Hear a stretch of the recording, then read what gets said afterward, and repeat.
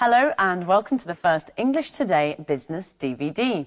In our new story, On the Job, you'll meet two young career girls, and with them you'll learn about company life and the language you use in the workplace. In each DVD, there's a program that focuses on job skills and describes modern business strategies that will help you to be successful at work. In this DVD, there are 5 episodes of On the Job, followed by the Business Skills program that looks at brainstorming techniques. Then we'll look at how to talk about work, how to describe a company, its organisation and its development. Finally, we'll look at how to talk about markets. So, enjoy your viewing.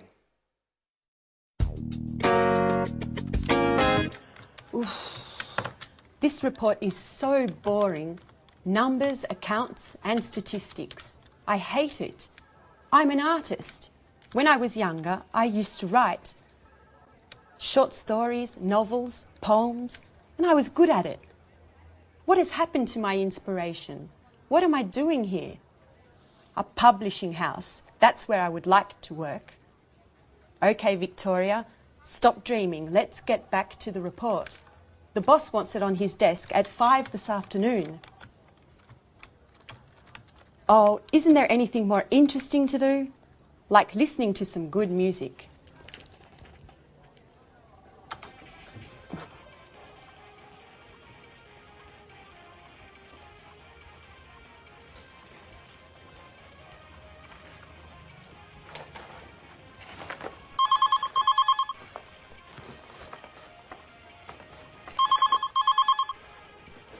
Telephone. Oh, the phone. Hello, this is Victoria Lee. Oh, Lucy, what can I do for you?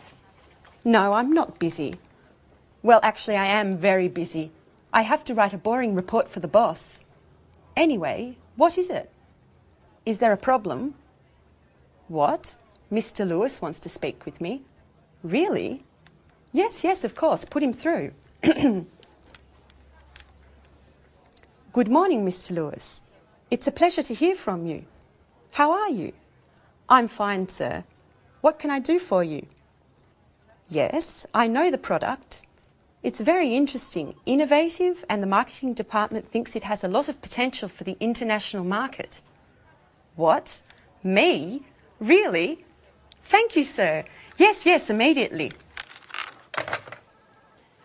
Yes, Victoria. Today is your lucky day. Bye-bye, boring report.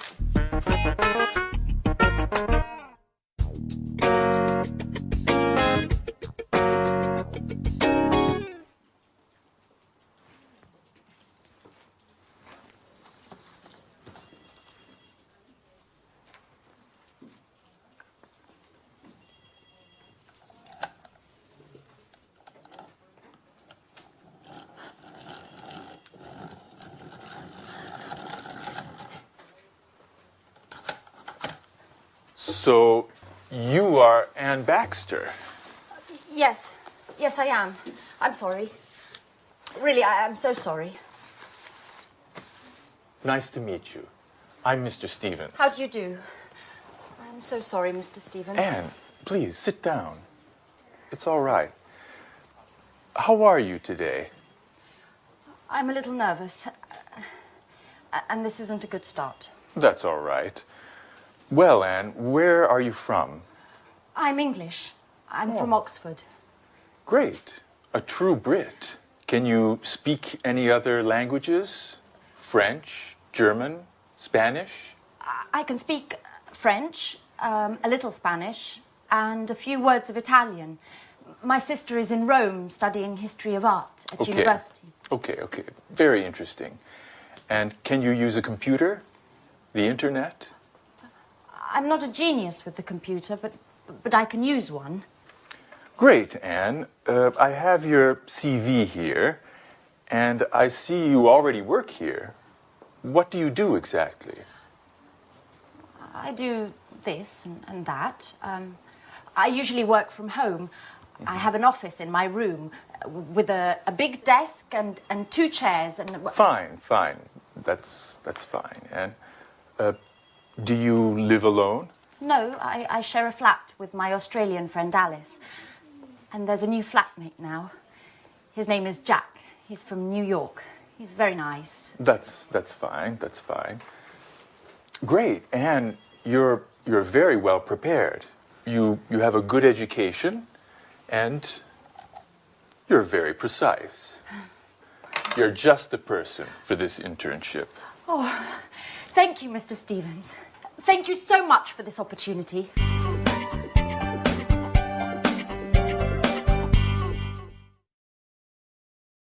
Good. Now, let's see if you know the names of jobs and professions. I will mime a job and a profession. You try and guess what it is. All right? Number one. What's this? What's my job? Ladies and gentlemen, what would you like to eat this evening? What am I? A waiter. Exactly, a waiter. Now, this one, what's my job?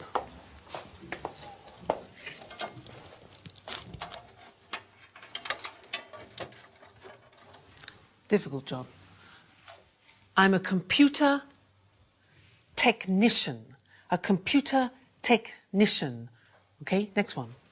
This one.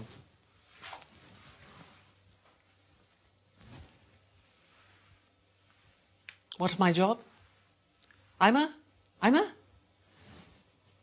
No, I'm not a policeman.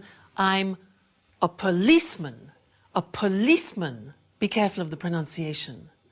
Next. What's my job?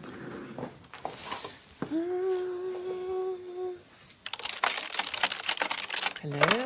Hello? Yes, yes, yes. Thank you. What's my job? I'm a difficult one. Secretary. Listen to the pronunciation. I'm a secretary. Next one. Let's see. Here. This one here.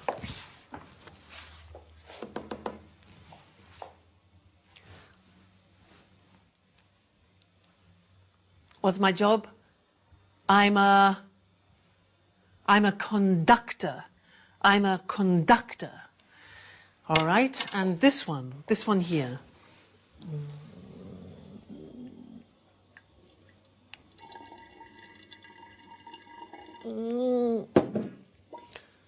I'm a scientist. Again, a difficult pronunciation. Scientist. This one here. That's 78 for the chips, and then 20 for the chicken. That makes... that'll be €79, madam. Thank you. I'm a cash assistant. A cash assistant. All right. Next one. This one here. Follow me. You see this beautiful monument that we have in the city of Florence is the Duomo. What's my job? I'm a tourist guide. Listen to the pronunciation. I'm a tourist guide. This one, this is difficult. Ladies and gentlemen of the jury, I believe that this man is innocent.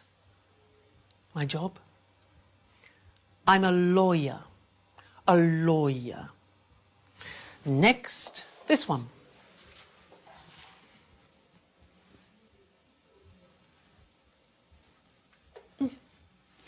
I'm a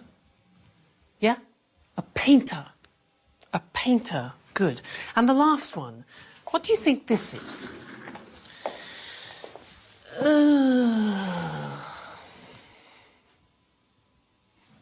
I'm retired. I have no job. I'm retired. So, what's your job? What's your father's job? What's your mother's job? Well, let's look at the screen together and check the spelling and the pronunciation of the jobs we've just looked at. All right, so here's the screen. Good. The question is, what's your job? So, the first one, I'm a waiter. Where does a waiter work? Exactly, in a restaurant. Next one, I'm a computer technician. Where does he work? Exactly. In a company. I'm a policeman. Where does a policeman work? In the police headquarters. Headquarters. All right? Next. I'm a secretary. Pronunciation, secretary. Where do I work? In an office. Okay? I'm a conductor. Where do I work? In the theatre. In the theatre. I'm a scientist. I work in a laboratory. A laboratory. Difficult pronunciation. Next. I'm a cash assistant. I work in a supermarket or in a shop. I'm a tourist guide. I work in a tourist centre. I'm a lawyer. I work in a law court. A law court. I'm a painter. I work in a studio. I'm retired. I don't work. I stay at home. Okay? Now, those are some different jobs and professions. Now, let's look at some of the questions that you can ask people about their jobs. Let's look at the screen again. You could ask, for example, do you like your job?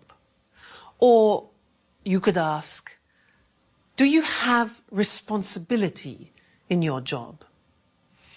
Or what about this? Do you have a good salary? Does your salary reflect your job? Or training, education. Do you attend training courses? Another one, this. Do you have promotion prospects? Promotion prospects. Another one, are the working conditions good? Are the working conditions good, like holidays, for example? Then, do you meet a lot of people? Do you meet a lot of people? And one more, is your job creative? Is your job creative? So those are the questions you can ask in conversation, talking about jobs. Good. Well, that's the end of the first lesson, and I look forward to seeing you in the second. Bye.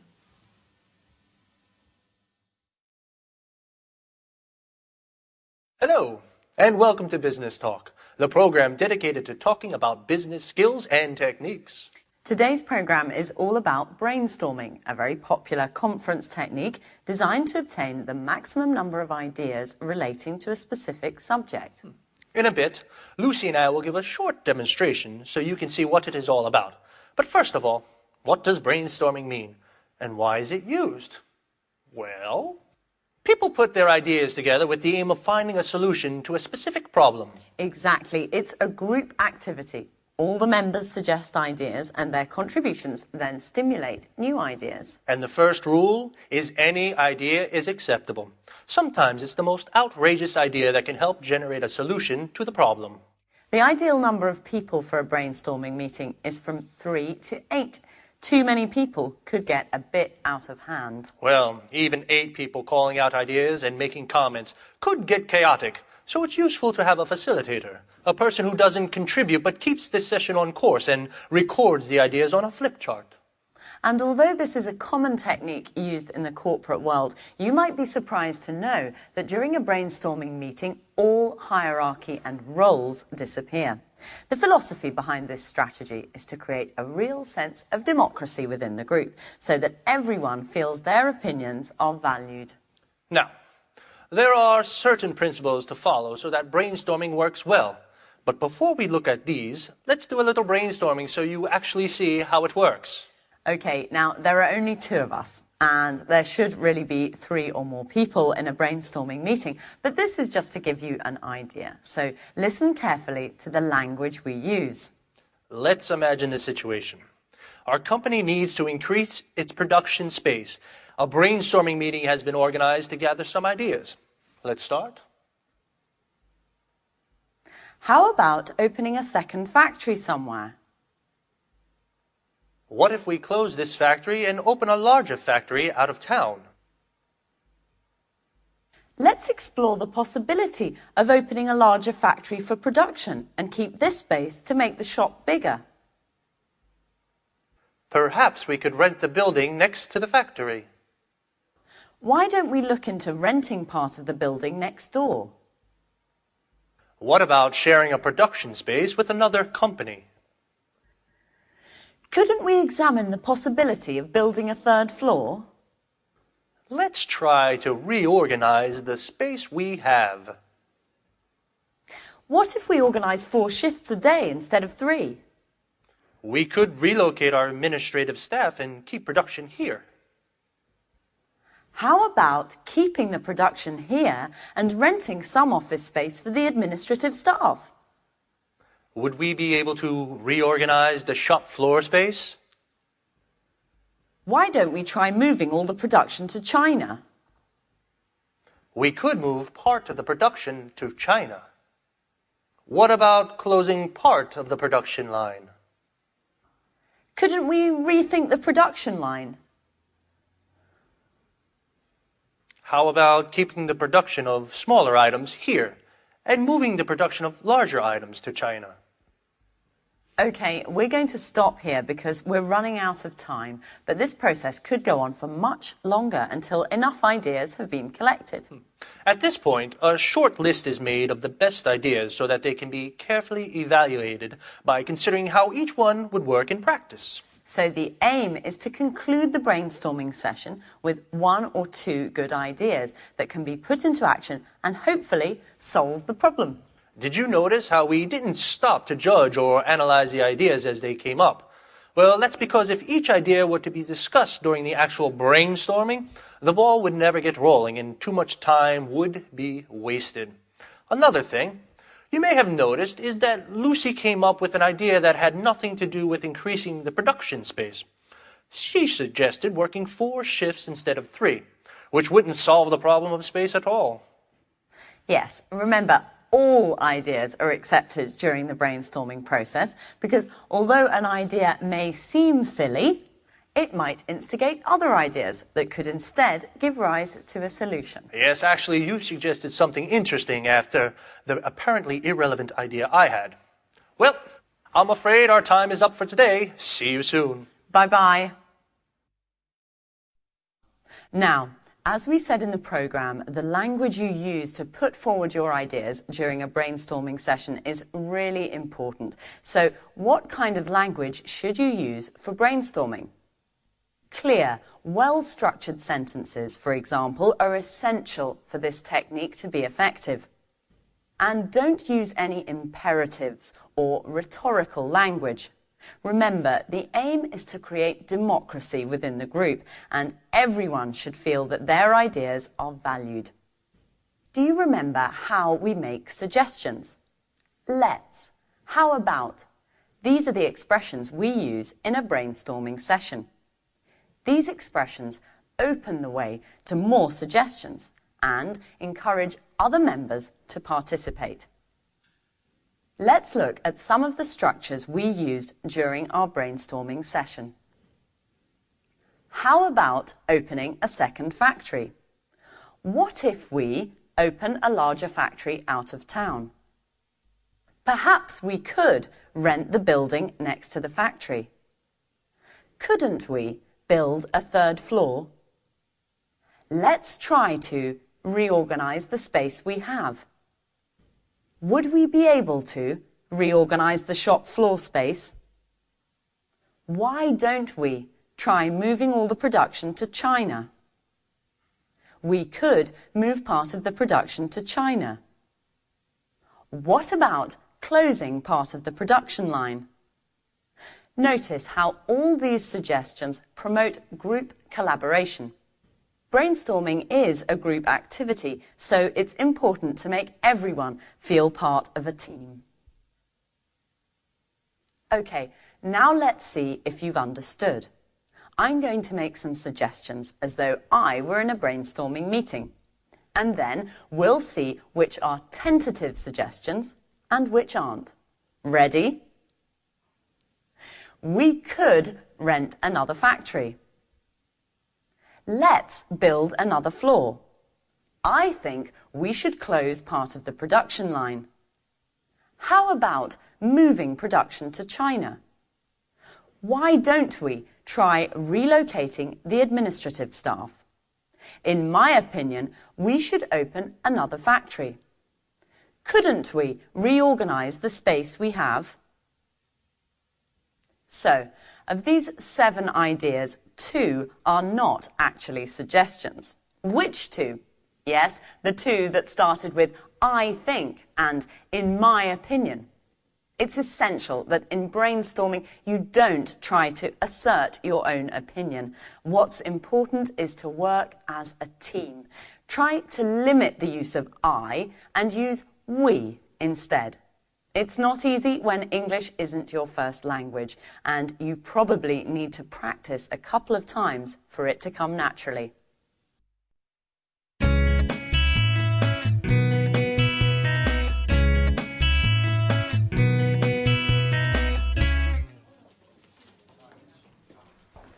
Right this way.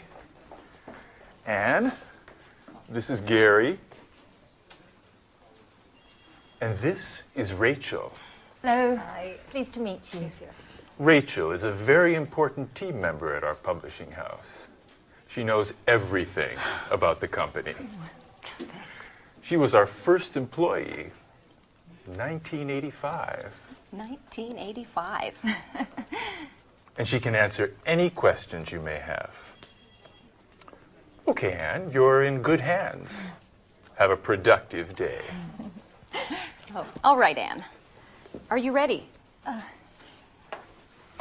Well, Mr. Stevens founded this publishing house in 1985. Oh, just a moment.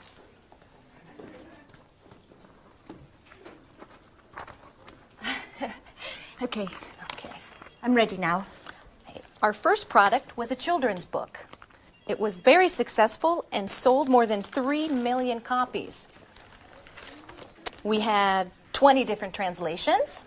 Over time, the company changed and diversified, and we have now fiction, cookbooks, and tourist guides. Cookbooks and... I'm sorry, I didn't catch that. Tourist guides. We also have an encyclopedia of history and one of art history. Sometimes we publish economic texts, and our catalog with over 10,000 titles makes us one of the most important publishers in the country. 10,000. We also employ more than 150 people. Is everything clear? Yes, I think so. Okay, as you know, this is Gary. He works in the advertising office, where he develops new client contacts and keeps in touch with our authors. Pleasure to meet you, Anne. It's so nice to have such lovely colleagues in this company. Fine, Anne. Okay, let's move from theory to action. Okay. This is your desk. Here's your computer. Mm-hmm. You know how to use one, don't you? Yes. As I told Mr. Stevens, I'm not... Okay. No need to waste time. Okay. Over there is the fax and the photocopier. Okay. There's a coffee machine in the hall over there. Mm-hmm. But please, few breaks and keep them short. Do you understand? Yes. Excellent, Anne. Get to it.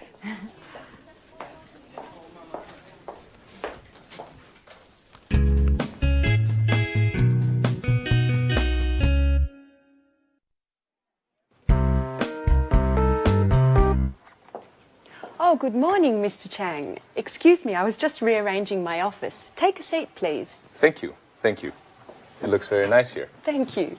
Well, before we begin to talk about our new product, I would like to give you some information about our company. Speedmaster Spectre is a multinational company which specialises in well-designed, high-tech sporting goods. Founded in Los Angeles in 1995, we now have 15 branches worldwide. That's very interesting, Mrs. Lee. How much is your company's revenue? Over the past few years, Speedmaster Spectre's revenue has grown impressively. Today we have a turnover of more than 60 million euros of revenue. Our revenues abroad amount to more than 50% of that total. Very impressive. And what are your target markets? We have product lines for men, women and children with gear covering head to toe.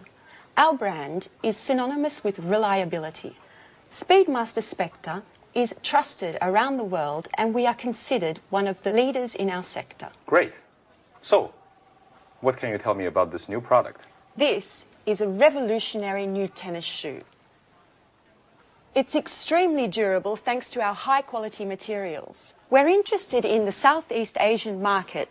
We believe that these shoes are the right product for that market. And where are they manufactured?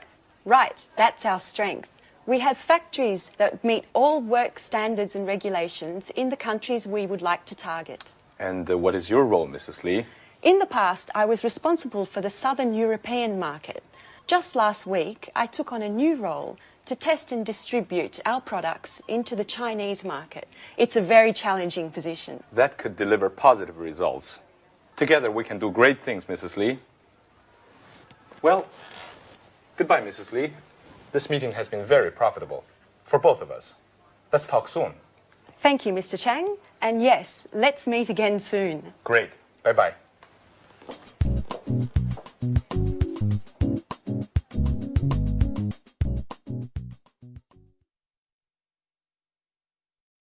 Now, we just saw Victoria doing a presentation of her company, Spectre, and I would like to look at the questions that we usually ask about companies. Let's look at those together on the screen. So, the first question we usually ask is about the type of company. We say, what type of company is it? For example, a multinational, a private, a public, a family company. Another question we often ask is about the main or the principal activity.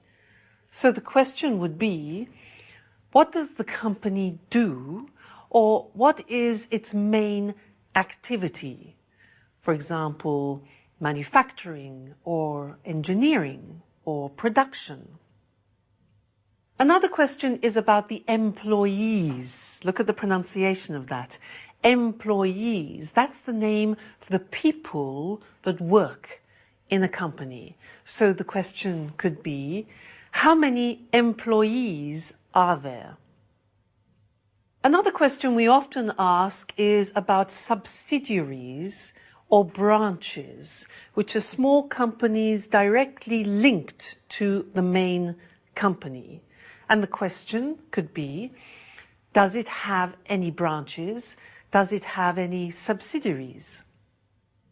Another question important for us is the location. Where is the company located, or where is the company situated?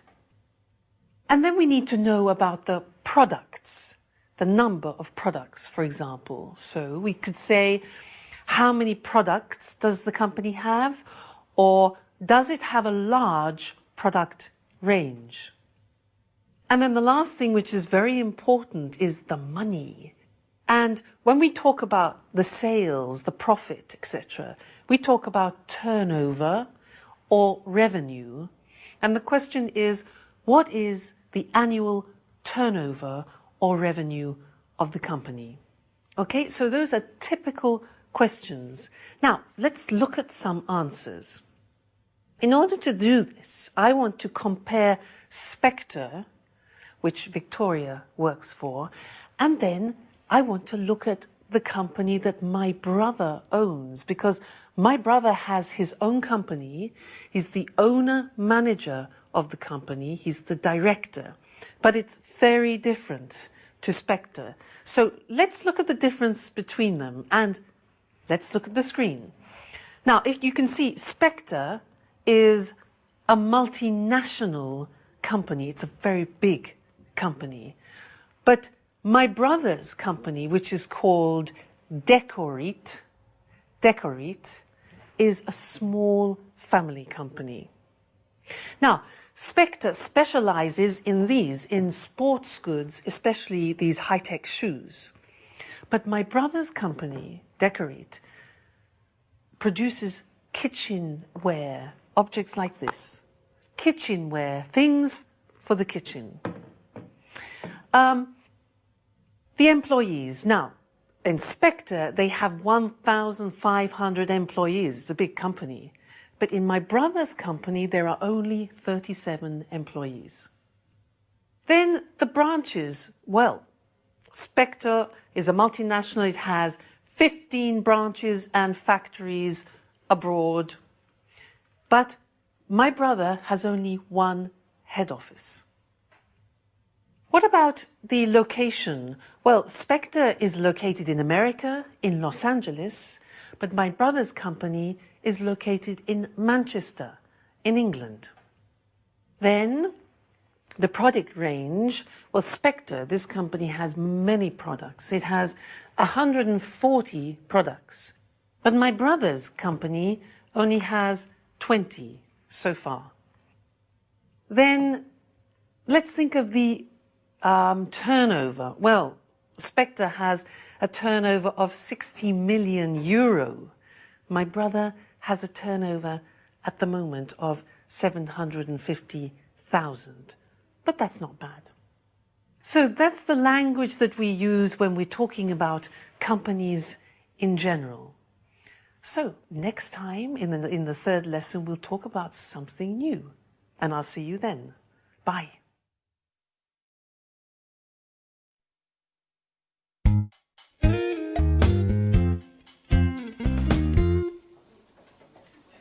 Good morning.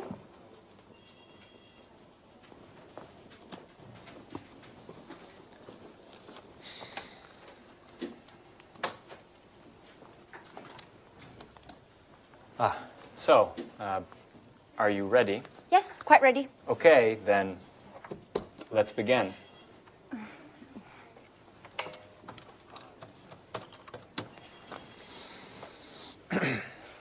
Hello, my name is Gary Reynolds from Pilgrim Publishing.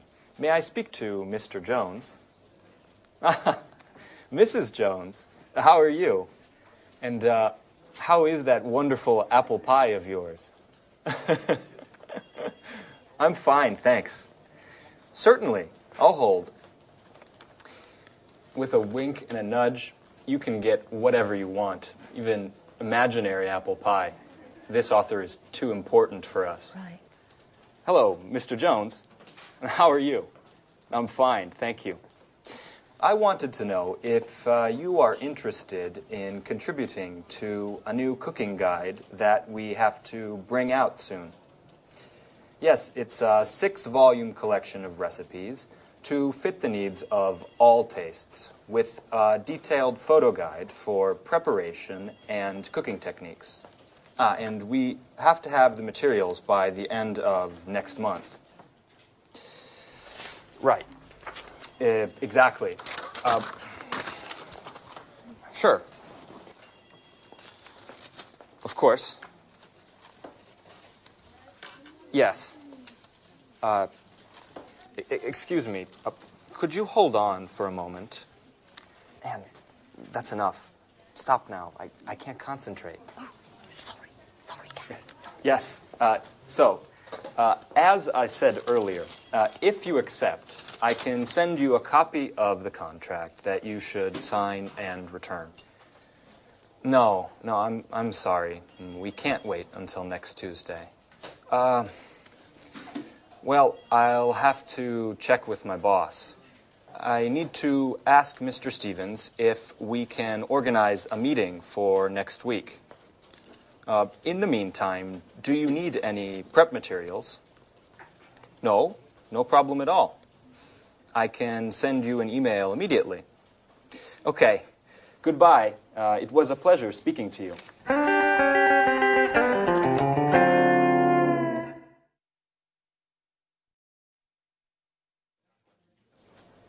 Do you always have to take notes? Yes, I do. I have to learn as much as I can, and there's so much to learn. I study my notes every evening. What a model colleague. You're so serious, so diligent, and an absolute nut about cleaning. Truly an asset to this company. You're making fun of me. No, of course not. It's such a shame. Such beautiful eyes shouldn't only read all the time. Come on, Gary, stop it. Let's get back to work. Okay. I mustn't pay you any compliments then. So, Ms. Baxter, can you give me the notes from my conversation with Mr. Jones? Okay. So, you said to Mr. Jones that... Oh, I have to start from the beginning, right? Anne, calm down. It's not an exam. I know what we should do. You should try a telephone call. Me? Oh, no. No, I'm not ready yet. Sure you are. It's not that difficult. Okay. Here, Who do we have to call next? try to call Mr. Clifford. All right.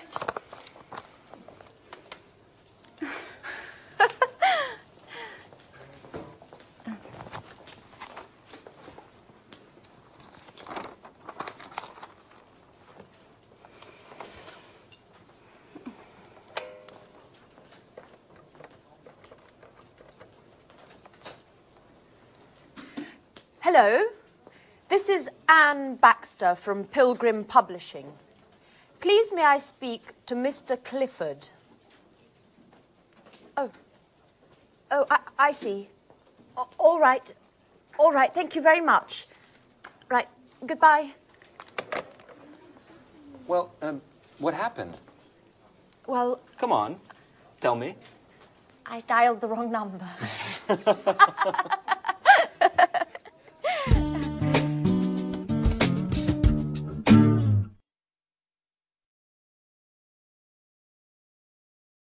Good. Now, let's look at company organization. As I said before, companies are usually divided into departments. So let's look at some different departments in a large organization. For example, you can have human resources. Now, human resources is usually personnel, it's training. Training is like education, and it's wages and salaries. Human resources. Another department is finance. Now, in finance, you usually have the areas of purchasing, which is buying things, also customer accounts and other financial services. The next department is production. Now, in this particular department, you have producing the goods, you check the quality, you do the packaging, and you distribute the goods to customers. That's production. And the last one we're going to look at is marketing. And in marketing, you advertise the product and you organize sales. So, here they are: human resources, finance, production, and marketing. Now it's your turn. I am going to describe some activities in these departments, and you must decide which of the department the activity is in, okay? I'll give you an example. For example, which department recruits staff? Recruits, that's a difficult verb, takes on staff. Which one? Human resources, finance, production, marketing. Exactly, human resources. Now, you go. Which department creates an image? Marketing. Good. Next one. Which department manufactures and produces the goods? Oh, it's easy. Production. All right. Next one. Which department, very important, pays salaries? Salaries. Human resources, exactly. Next one. Which of these departments packs the goods in boxes and in crates? Which packs the goods? Packaging. No. Marketing, no. Production, exactly. It's production. All right. Next one. Which of these prepares invoices? Now, do you know invoices? Invoices are like the bills that you send to customers or suppliers. Which one? That's a job for finance, exactly. Next one. Which department checks the quality of the goods? The quality? Marketing? No. Production, that's it. Good. Next one. Who trains the staff? Who teaches the staff? Who organizes courses? Yeah. Human resources, all right? Now, who dispatches the products? Dispatches, that sends the products. Which one? It is production, actually. It's production. This is easy. Which one designs an advertising campaign? An advertising campaign, obvious. Marketing. Okay. Who does the budget, taxes, and investment? Clear, yeah? That's finance. Finance department, taxes. Now, who purchases? That's a difficult verb. Who purchases? That means buys. Who purchases supplies? Who purchases things for the company? Which one do you think? Marketing, production, human resources? Well, actually, it's finance. Finance. They purchase. And the last one, who plans the method of sales, the method of selling it to the public? Human resources, finance, production, marketing? Marketing. Fantastic. So good. So there you have an idea of 4 of the most important departments that you find in large organizations. Well, that's all for now, and I look forward to seeing you in the next DVD for some more Business English. So goodbye for now.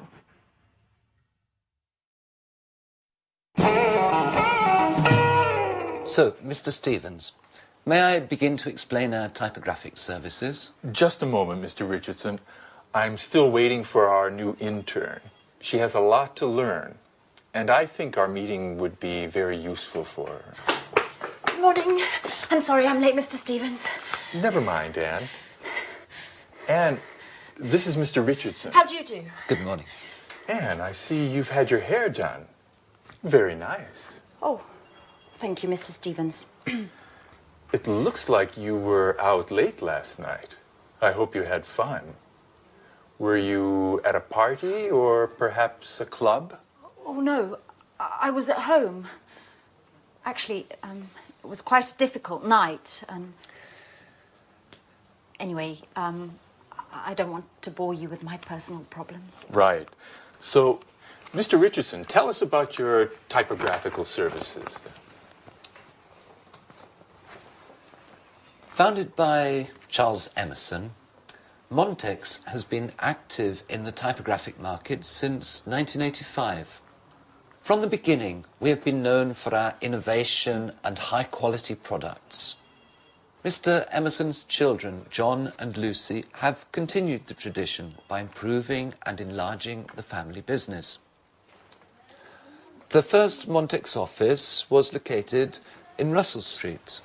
Oh, Russell Street! That's where the flower market is. I went there just the other day and bought 2 beautiful yellow orchids. I'm sorry. I'm sorry, Mr. Richardson. I didn't mean to interrupt you. As I was saying, over the years and following changes in the market, our company has diversified and extended its line of products. We've purchased the latest technology, offering our customers the best package available on the market today. In 2000, we moved to a larger office space in order to improve production. Our new headquarters are located in Rodney Road, And we have approximately 55,000 square metres at our disposal. Well, that's a huge space. Yes, that's right. It's very big. Anyway, our first success was with brochures, marketing flyers, pamphlets and company catalogues. We also provided business cards and general printing services. Over time, we moved into book publishing as digital technology and expansions in the market gave us the skills to enter the market.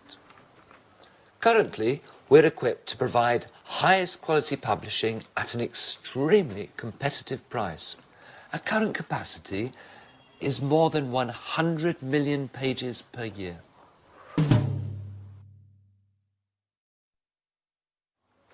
So, Anne, have you understood everything? Would you like to sum up what Mr. Richardson has said? Me? Yes. Could you? Oh, all right. I'll try. Established in 1985 by Charles Emerson, Montex has successfully grown and adapted to changing client needs. In 2000, the company transferred to Rodney Road, where, thanks to cutting-edge equipment capable of high volume, it has optimized its production and extended its offerings, specializing in the publishing sector. Currently, it provides top-quality printing at extremely attractive pricing. Well done, Anne. You have a great ability to summarize. You know, Mr. Richardson, we aren't very pleased with our current typographers. They don't meet deadlines. Professionalism, efficiency and punctuality are the keys to our success.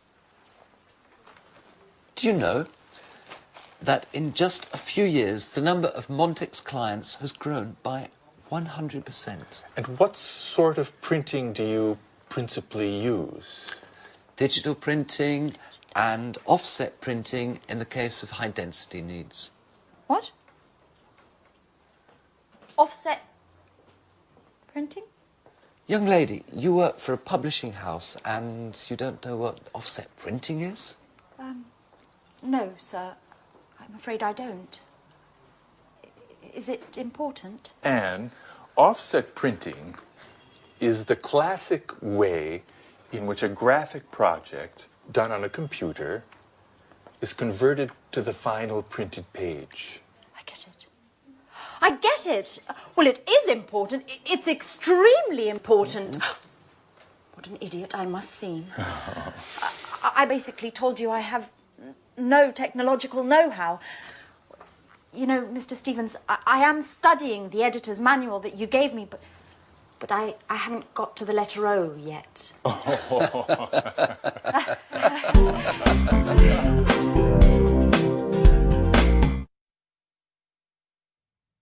So in that scene, you saw Mr. Richardson talking about the history of his company. Now, to help you understand the language, I would like to talk to you about my brother, because he has a company of his own, which he opened in 1993.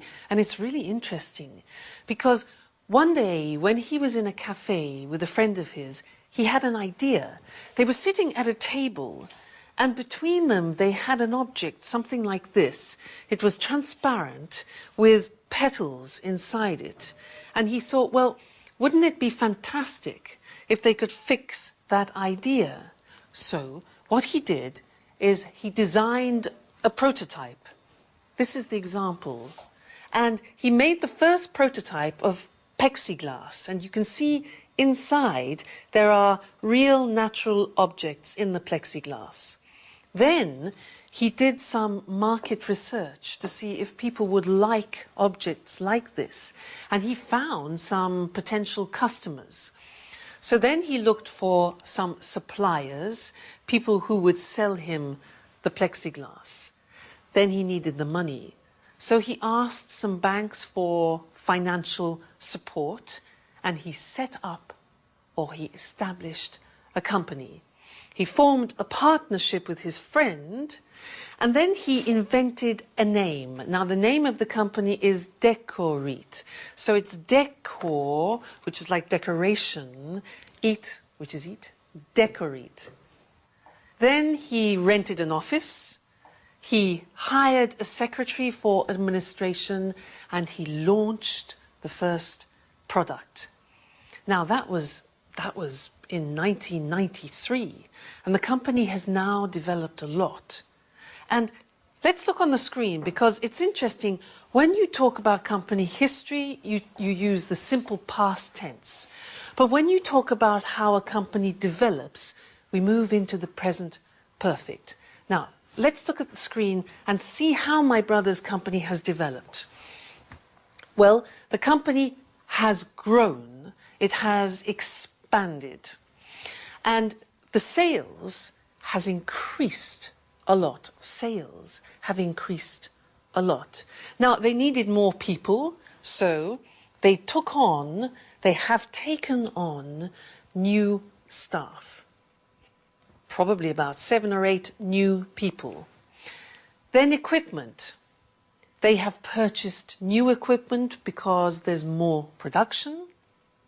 Then the product range has developed. It has diversified, so you have more types of product than before. This was the prototype, and these are other examples. This plate here is another example of the products they have developed. So, product range has developed. Then the client base, well, they have increased now, and they have more distributors. That's good. The market now has extended from England to the whole of Europe. And as you see, investment, they have invested more in advertising and promoting the products.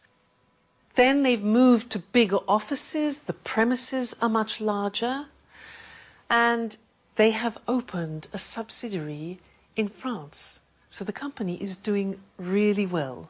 So that's some of the language to talk about company history and how a company expands. Good. That's the lesson for now, and I look forward to seeing you in the next one. Bye.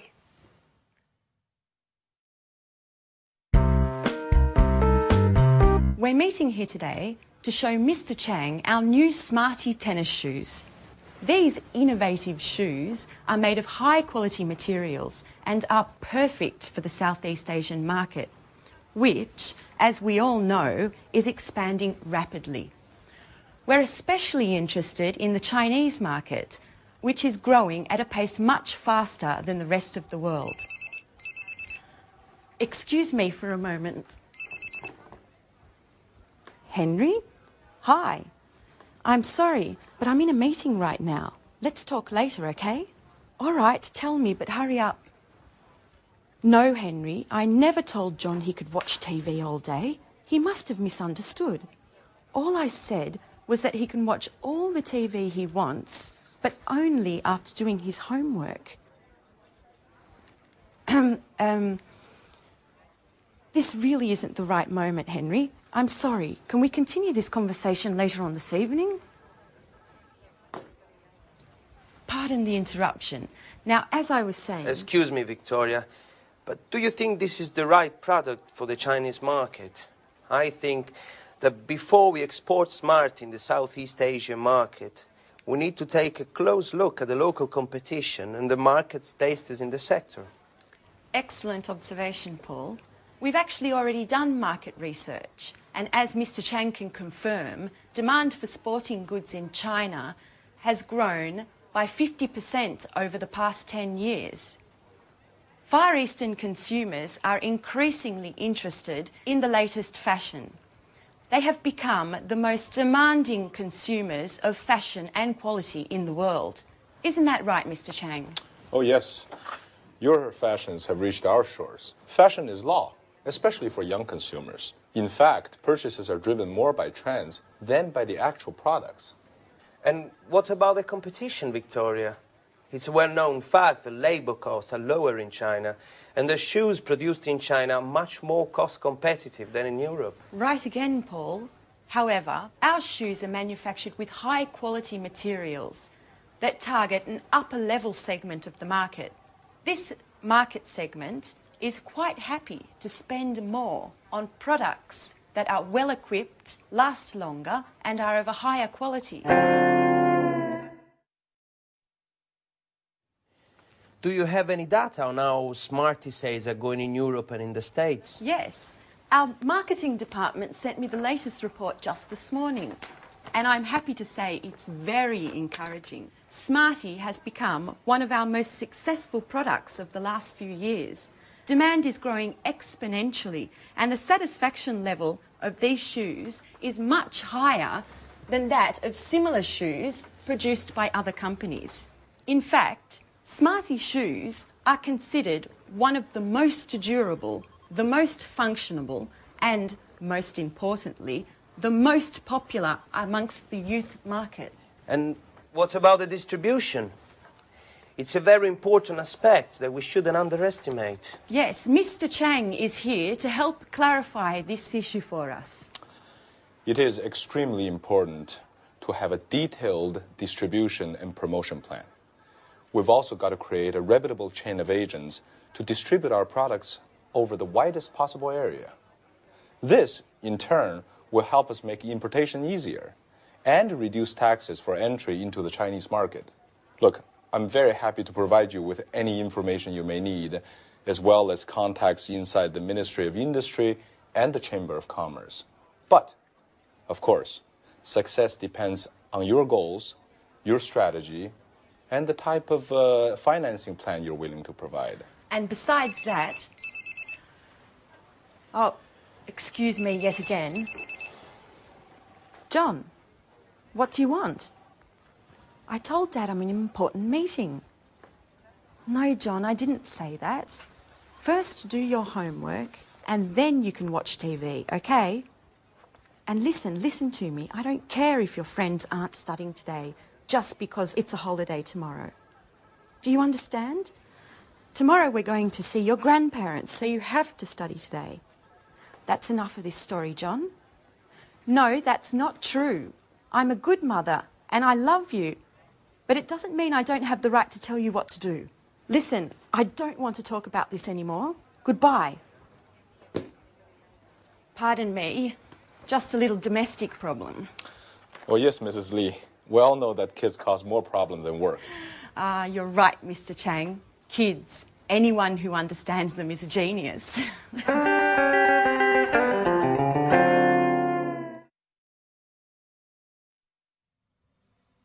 So in that scene, there were some examples of the language we use when we talk about markets. To help us understand that language more, let's go to the computer and see it. So, if a company wants to go into a new market, we talk about it as entering a market or even penetrating a market. Now, if a market has been there for a while, we say that the market is established or it's well established. But often, markets change.